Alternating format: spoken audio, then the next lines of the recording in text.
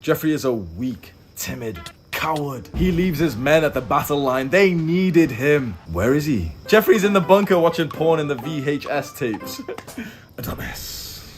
Adonis is a brave, courageous man. He runs straight into the danger, but he is the tribe leader after all. A big part of masculinity is taking more responsibility and protecting those around you. Sometimes that comes at the cost of your own physical safety. But I don't think there's anything more masculine than like a courageous man somewhat risking himself to defend someone else. Like if there's one act of masculinity, it's that. Absolutely. Yeah. And in the modern day, we don't need to do this anymore. Times are very safe, especially in like certain countries. We're both from the UK, and the police there do relatively keep you safe. You feel safe, and so we've never needed to be courageous. I'd say both of us are quite naturally cowards, like wimps. Why do you think we started off like just naturally as a wimp compared to a warrior? I think it has a lot to do with sort of the compounding effect of being like at the bottom of the quote unquote sort of pecking order back in school in our developmental years. For whatever reason, you know, maybe it was late puberty, maybe it was just like naturally sort of being more introverted, but like you get treated in a very different way depending on your personality, especially in school. Kids are very brutal. Even the teachers are very brutal as well. You get treated very differently by everyone if you're sort of naturally inclined to be a bit more quiet and to yourself. And I think that has a very big compound effect in how you sort of navigate the world in your later years as well. Just also, obviously, low testosterone. People like that more likely to get bullied. They're more likely to go down sort of, you know, Jeffrey paths in life, which means they're gonna have bad lifestyles. They're not gonna be playing competitive team sports, and they're gonna end up having crappy lifestyles with low testosterone. And testosterone is literally like the life force of masculinity. So, and again, to be courageous and, you know, take on battles like that, you need to be masculine. I'm surprised that you said that you're naturally a wimp, Hamza. Why? I'm not sure. I didn't really have that perception of you. Why do you think that? Yeah. If I think back to times in high school, in primary school, I was always like more of the sensitive, like scaredy cat. And even now as an adult, I have the natural tendency to be more of like a coward, a wimp, to run away from danger. And it's almost like something that I'm manually, like forcefully changing. So I'm forcefully becoming more masculine. It's not normal for me. It wasn't natural for me. Absolutely. I'm forcefully becoming more brave. And when I have some kind of fear in my mind, and, you know, the things that pop up is like, oh, I've got fear that, you know, this girl's really cute. I want to speak to her, but I fear social judgment. You know, I've got approach anxiety. And so it's like a manual thing for me to like really control. It's like an uphill like, battle. Yeah. It's not natural. natural. Yeah, exactly. I feel like it would be natural for the guys who had great father figures who kind of taught this and like role modeled it for them. Absolutely. And also for the guys who were like naturally high testosterone. I think I was quite naturally quite low testosterone before the last couple of months when I've really been focused on improving it. Yeah, Maybe that's part of the development I've had, actually, because if I'm a lot less of a coward now, a lot more courageous now than I am 6 months ago. My testosterone's actually significantly higher now. We just did a test recently. My test is on the high end now, actually on the high end of the healthy range, especially my free testosterone is actually higher than the healthy range, which is really impressive, really nice to see. And yours was about like smack in the middle. Yeah, my testosterone was pretty bang average, and I'd say my free testosterone was below average. I'm not happy with my testosterone at all, so I'm going to be doing a lot of optimizing to try and up my testosterone over the next few months, which will actually be documented on a Hamza video, so that should be really interesting. Me and Hamza are both going through the same protocol to boost our testosterone, so you can look forward to that. Yeah, and I believe that with that testosterone increase, the rest of our masculine traits like courage will be increased as well. You said something really interesting to me a few days ago, where you said you very rarely you see like male aggression within me, but when you have seen it, it's almost taken you by surprise, and it's very impressive, and it's very like inspiring. Yeah. And I know exactly what he means by that. It's very rare when that does happen, and I'm just fully in a complete flow state and very driven towards whatever the mission is at that very moment in time. And it is absolutely essential for me to be able to tap into that a lot more, because I feel like everything I want is ultimately going to be driven by testosterone. It's going to complement each other hand in hand. Yeah. Can you think back to times that you weren't courageous, that you were more on the coward? Is there like a particular memory? No one respects a coward. That's the title.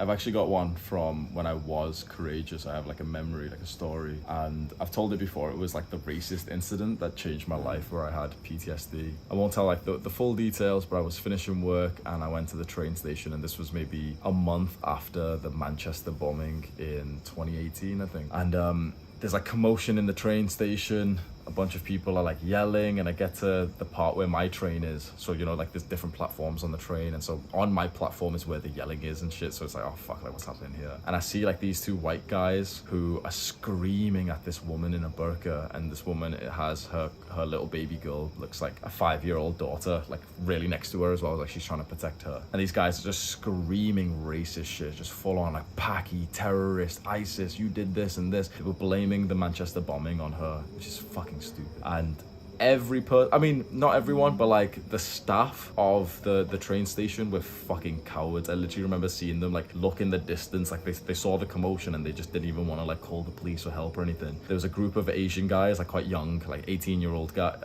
like 3-4 of them, and they were somewhat saying some things back, but they were like a little bit more on the cowardly side. They weren't getting close or anything. And when I get down there, I looked at them and I was like, what's going on? What's he saying? And they were like, oh, he's being racist, bro. He's being racist. Like he's saying this, he's doing all this, he's being offensive, he's like scary and everything. And something just fucking flipped. I'm not usually like this, especially not back then. I was maybe 19, 20 years old, but I just fucking flipped and I start like shouting at these guys, telling them to shut the fuck up. And then one of the guys like starts apologizing to me straight away. You know how like when there's two drunk guys, one of them's always the fucking little friendly dickhead who like comes up to you, he's like, oh sorry bro, yeah, you're right bro, like this shit. And the other guy, like, but this guy who's being friendly, he was like manipulative because he had like a bottle behind his back like this, just trying to get closer and closer to me. Then his friend gets like fucking aggressive, running to like charging towards me, keeps reaching into his waistline. They follow me onto the train, they follow me off the train. Like, imagine a half an hour fucking train ride of these guys screaming racist shit at you, and everyone's a fucking coward on the train. Everyone, apart from one guy, everyone was just sat there, just like AFK, disassociating, fucking cowards. And you know what I was as well? Inside of the train, I was a fucking coward as well. I didn't say anything. He was somewhat saying it to me, but he was also just somewhat just loud and just saying, you know, racist shit. We get off the train, I text my dad, he's waiting for me outside. I tell him, come in quick, like this racist, they're following me. They follow me off the train. We go downstairs into like the dark alleyway of the train station. This is where beef kicks off. My dad gets there, they're all pushing. The guy with the bottle's like getting close, like fucking holding the bottle like a fucking weapon. Then the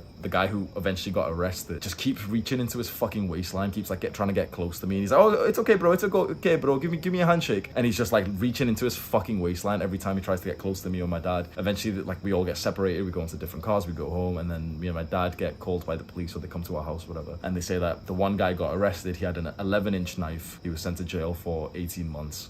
And people have said I've fucking lied about this. You can Google the name. You can literally like Google it, like Sylvester Solocki. Google it, you'll literally see the news article and everything. People said I fucking lied about having PTSD over this. But that was a point where I actually felt like I was somewhat courageous. And even though it was a very traumatic incident and I fully had anxiety, like for a long, like I still somewhat do, but for a long time, like Sam knows probably better than everyone else of how much this has impacted my life. I've went on dates with girls where I've needed to take like a 5-10 minute train, and I've literally needed him as like my fucking accountability partner on call or already, you know, for messages, because my heartbeat is going so fast. I get to the date and I'm literally sweating. Imagine you're visually like you're sweating because you've been on like a 3-minute train ride. There's a lot of consequences to being brave that day, but I'm so fucking grateful that I had that energy to do that, because sometimes you need to like stand up for yourself and you need to stand up for other people. And conventional pussy advice is like, run away. There's gonna be some dickheads who comment right now like, oh, run away. Oh, if there's any trouble, run away and call the police. Run away and call the police. Bro, I'm telling you right now, you run away and call the police, nothing's gonna be fucking done. Maybe they'll get arrested afterwards, but you're not gonna save yourself or the person that you were trying to defend. Sometimes like you need to have the skills, the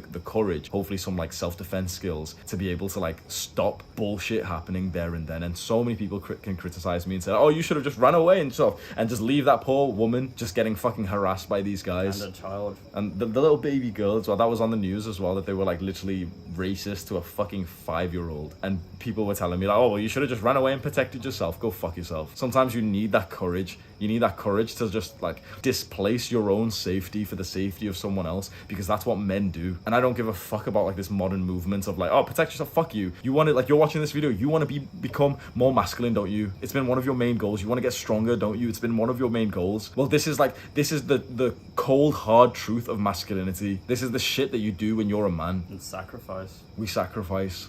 Yeah. I think one of the most important things that you can do to actually tap into your masculine drive and become less of a coward, if you're like me and Hamza and you're sort of naturally inclined that way, is to build your frame, as in your physical frame. Literally, start bulking and get bigger. It's one of the most aesthetically pleasing, and also it just demands respect immediately. 100%. Yeah. So a big part of courage is actually self-image, and the way that you see yourself and the way that people see you, and the way that people see you. Honestly, the biggest improvements that you can make to that is literally just the size, if not the biggest, it's just the size of your body. If you're physically bigger, you will end up getting more respect from people. They will treat you like you're stronger, you're more brave anyway. Like, they'll treat you like that, and that will ingrain in your personality. Another thing you can do is also taking on a martial art discipline, learning how to defend yourself in a self-defense situation, and in a situation where you might have to defend someone who isn't able to defend themselves as well as you, is an absolute must, and it will give you ridiculous amounts of confidence in everyday parts of life, knowing that whatever room you walk in, you can handle both yourself and other people around you should you need to use it. Kickboxing, along with meditation, was actually the thing that eased 98% of my anxiety from that PTSD, like traumatic, like racist incidents. Kickboxing especially, like I went for maybe 4 to 6 months, like very consistently, 3-4 times a week. It really developed me. And really, when you learn how to fight, of course, like I'm a total beginner, but when you learn how to fight, you kind of realize like you now don't need to go out seeking for a fight. I had nothing to prove, and a lot of the anxiety, that inner trauma that I had from that incident went away, because it was like I was getting the aggression out now. When you learn how to fight and you've really dedicated yourself to the discipline and also the culture of a martial arts gym, you'll find that you're way more courageous and brave, but not in the stupid way that a lot of people are going to be commenting below, like, oh, well, you protect yourself. It's like the stupid courage is kind of like getting yourself into danger for no reason, but the real masculine courage and bravery is kind of like just being able to protect yourself and people around you. You shouldn't have to, you shouldn't hopefully need to, but there are times in your life, in the next 40 years, there's gonna be a time when some chaotic shit happens. There's gonna be a time when some like drunk asshole just starts saying shit to you and you don't know if he's got a weapon or not, and there's gonna be a time when you can't run away. Like everyone's advice is, you can't just run away and leave your fucking wife there. You're gonna need to like have the confidence to like protect yourself, put your wife behind you, and if this guy comes towards you too much, it's like you need to know how to defend yourself and also how to hit someone. Be a warrior in a garden. Don't be a gardener in a war zone, guys. Have the ability to defend yourself should you need to. I love that. Yeah. So that's all. Yeah. Let's eat our fucking food. Do the hard work. Especially when you don't feel like it.